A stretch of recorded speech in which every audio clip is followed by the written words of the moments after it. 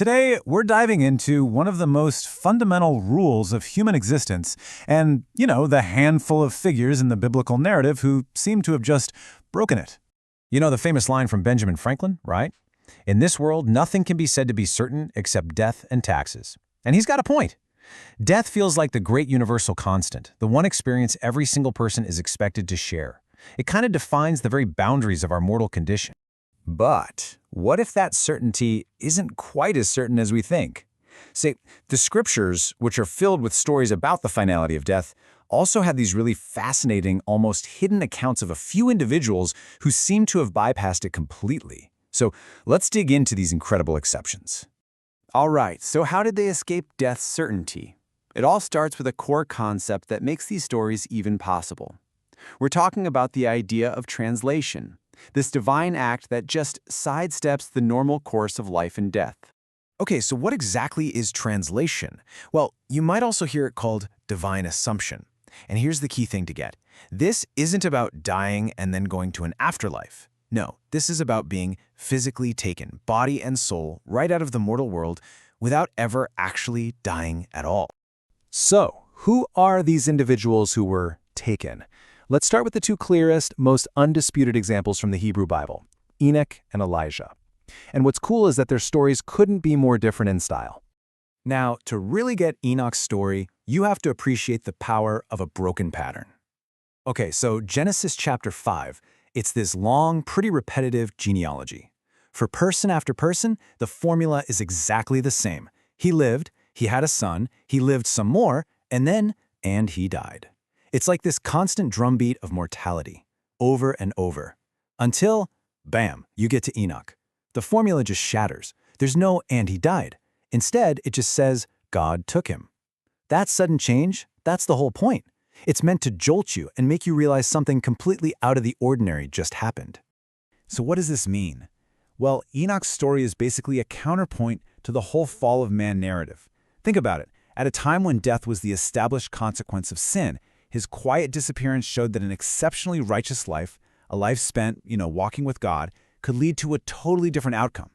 It was this quiet but powerful message that God's grace could actually preserve someone from death. Okay, now let's pivot to Elijah, because if Enoch's departure was all quiet and mysterious, Elijah's was, well, the exact opposite. We're talking about a dramatic, fiery, full-on public spectacle. Yeah, Elijah's fiery ascent was a massive statement. I mean, unlike Enoch, he didn't just vanish. He was visibly taken, with a witness. And that whole chariot of fire and the whirlwind, that wasn't just for dramatic effect. It was a perfect symbol for the stormy, high-energy nature of his entire prophetic career. It shows this immense external power was needed to pull a mortal body up to the heavens. He didn't go on his own. He was carried up. And that event is what really cemented his legendary status as the prophet who was destined to return.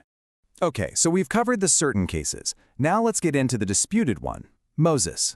His fate is way more complex, with all these conflicting accounts and ancient traditions swirling around it. So if you just read the official account in the Bible, it seems pretty cut and dried. It says Moses died, full stop.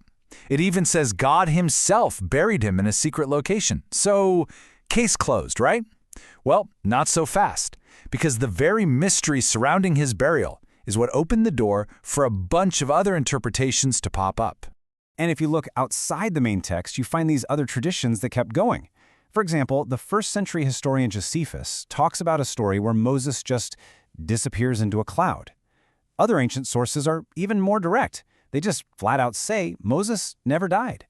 It's even led some scholars to wonder if the death story in Deuteronomy was actually a deliberate rewriting, a toning down of an older tradition where Moses was taken straight to heaven, just like Elijah. And then the plot thickens even more in the New Testament. You get this really cryptic verse in the book of Jude. It talks about a dispute, an argument between Michael the archangel and the devil over the body of Moses. Now, you won't find this story in the Old Testament. It's actually pointing to a really specific, well-known story from other ancient writings. It's believed this quote comes from a lost text called the Assumption of Moses, and the reasoning behind this whole dispute is fascinating. The idea is that Satan, as the accuser, tried to claim Moses' body, maybe pointing to sins from Moses' past. So Michael's intervention wasn't just about winning a celestial argument. It was about two things. One, securing Moses' body for some special divine destiny, and two, preventing that body from being either desecrated by Satan or, just as importantly, turned into an idol for the people to worship. All right, from the disputed, we now move to the truly enigmatic. Let's talk about Melchizedek. His immortality isn't based on some big dramatic event. It's all about what the text doesn't say. This verse right here is the whole key. So this guy Melchizedek, he shows up for a hot minute in Genesis, blesses Abraham, and then just vanishes. He's gone from the story.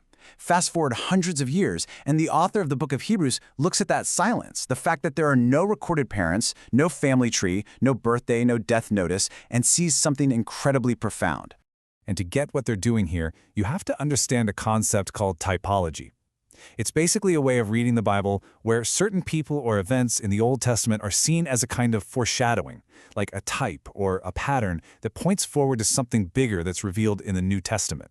Think of it like a divinely inspired preview of coming attractions. And that is exactly what's going on with Melchizedek. The silence in the Genesis record, that's the whole point. The writer of Hebrews isn't necessarily saying Melchizedek was literally immortal. The point is that the literary silence, the lack of a recorded family tree or a recorded death, makes him a powerful symbol. It makes him the perfect type for Christ's eternal priesthood, which isn't based on an earthly family line, but on a divine promise. So, we've got the ones who were taken, the one who's disputed, and the one who's timeless. But why do these stories even matter?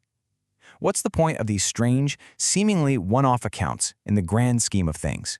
So let's just quickly lay it all out. You've got Enoch, way back before the flood, who was just taken by God.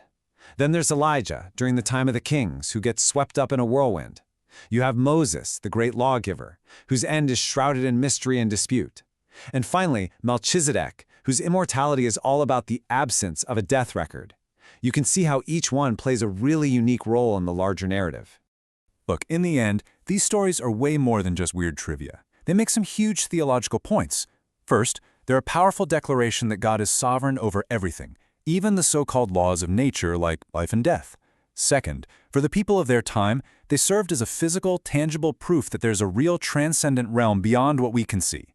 And third, they act as these kinds of prototypes for future events, which is why they fuel so much discussion about things like the two witnesses in the book of Revelation, or even the Christian idea of the rapture. So these men who never died, they aren't just historical oddities. They are powerful and intentional anomalies in the text. They stand out as theological signposts, reminding anyone who reads their stories that the fixed rules of our existence, even something as certain as death, are ultimately subject to a divine purpose.